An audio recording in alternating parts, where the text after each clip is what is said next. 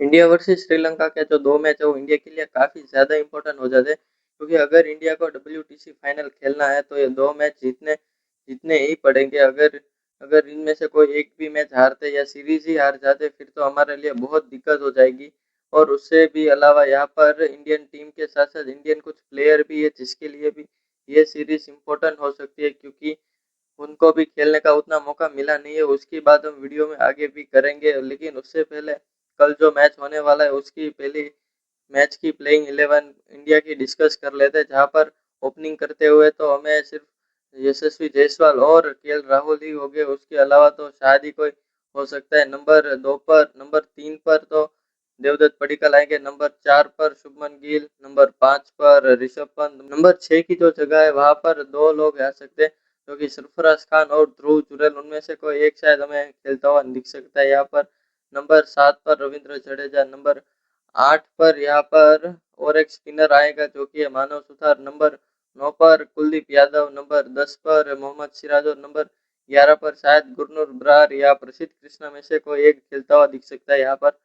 अब हम बात करते हैं कुछ ऐसे प्लेयरों की जिसके लिए ये सीरीज काफी ज्यादा इम्पोर्टेंट हो जाती है। जिनमें से पहला नाम है देवदत्त पडिक्कल का, क्योंकि इंडिया के साथ तो काफी समय से ये स्क्वाड के साथ जुड़े हुए पर उतना खेलने का मौका मिलता ही नहीं है उन्हें।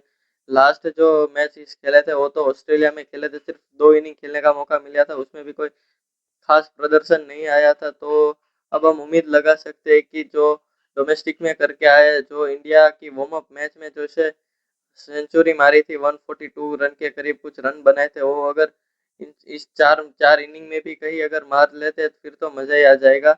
और दूसरे जो प्लेयर है जो कि सरफराज खान, अगर सरफराज खान को टेस्ट मैचेस में बैटिंग करने का मौका मिलता है तो फिर उन्हें अपनी जिंदगी का आखिरी मौका समझ कर ही बैटिंग करनी होगी, क्योंकि सबको दिखाना भी पड़ेगा कि उनका बाहर बिठाना टीम इंडिया का लॉस है, उनका लॉस नहीं है। और तीसरे जो प्लेयर है जो कि सारांश सैन को भी इस स्क्वाड में लिया गया है, जिसके डोमेस्टिक भी काफ़ी अच्छे है और इंडियन ए के भी काफ़ी मैचेस खेले हुए हैं वो।